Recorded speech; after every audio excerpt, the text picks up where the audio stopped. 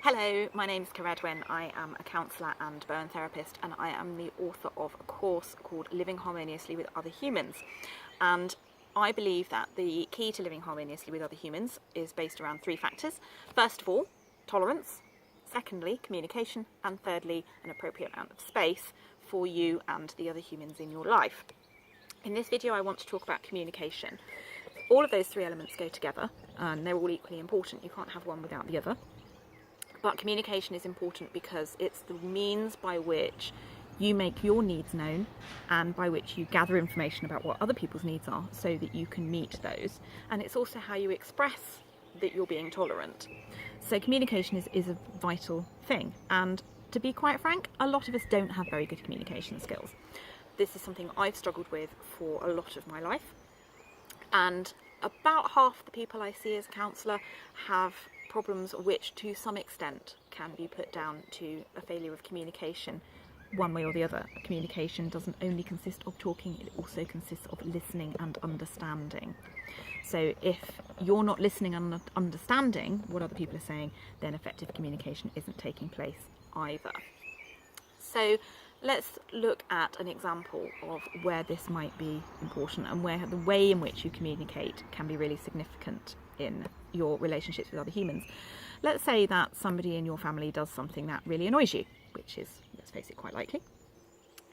And in the past, maybe you've dealt with that by shouting at them.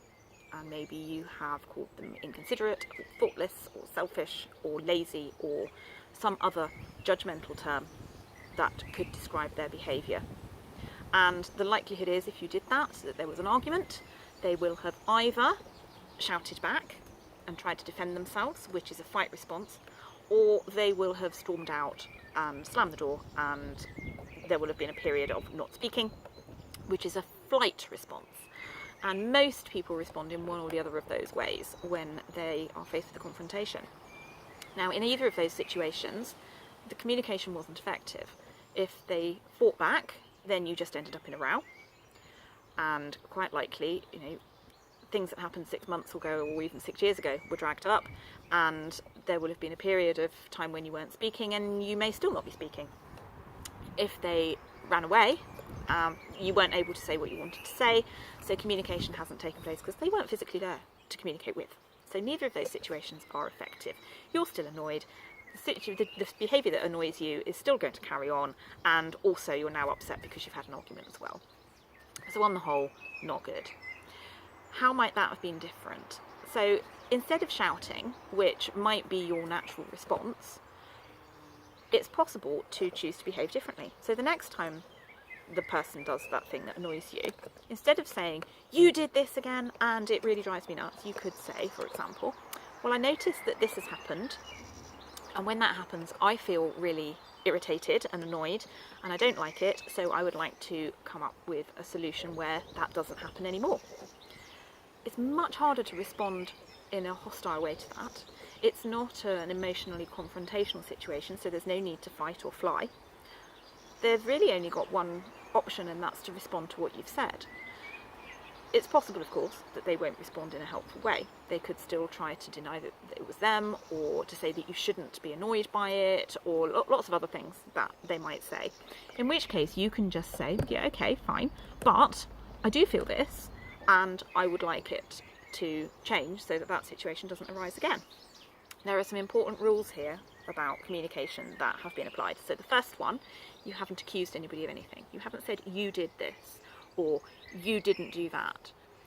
That's very important, because as soon as you've accused somebody of something, that just puts them in the position where they can deny it. Particularly if you've used a generalisation like "you always" or "you never," because then that enables them to say, "Well, actually, 3 weeks ago, there was that one occasion, I think it was the 17th, when I didn't do that, so you're wrong."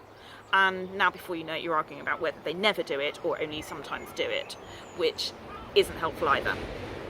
That's not what this is about. Apologies for the traffic. So not saying "you did" or "you didn't," or "you always" or "you never" is important. The second thing is, you haven't said "you make me." A lot of the time when we're annoyed, we'll say, "When you do this, it makes me really angry." No, I'm sorry, it doesn't make you angry. You have chosen probably subconsciously, but you have chosen to react in a way that's angry. So that's on you, not them. So you can't say you made me. What you can say is, when this happens, I feel. And it doesn't matter whether that's right or whether they think that's a normal and justifiable way to respond. It's the way you've responded. So that can't be wrong, because it's you. So if you say, when this happens, I feel, and they say, well, you shouldn't. Well, I can see why you might say that, but I do. So let's talk about how we can make that different. You're taking responsibility for your feelings. You're not saying you made me, you're saying I feel. And you're being open to a discussion. You're not saying, don't do that anymore. You're saying, I would like to talk about how we can make sure this situation doesn't arise again. Semantics to some extent, but if you can think and see how that would be more effective than, you always do this and it makes me angry and you've got to stop doing it, because that's just going to make them feel attacked.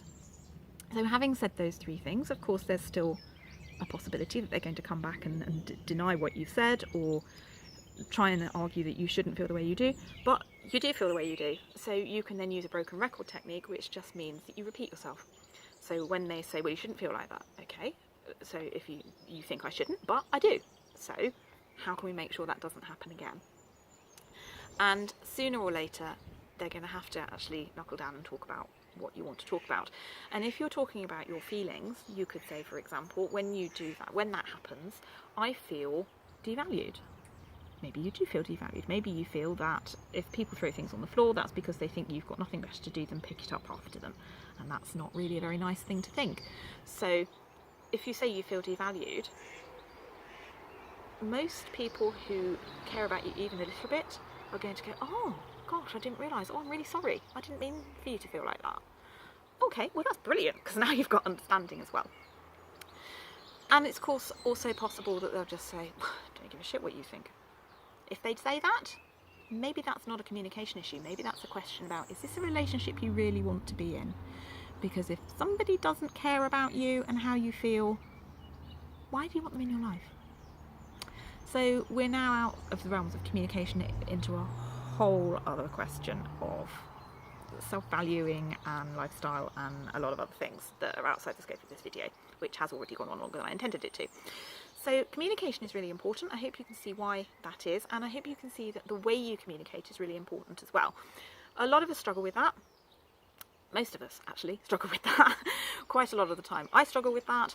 I am by no means perfect in this, but the course I created, Living Harmoniously with Other Humans, has information in it about how to improve your communication skills. It covers the rules that I've just mentioned, and it gives you some other information as well that might help you in the way you engage with other people in a communication way.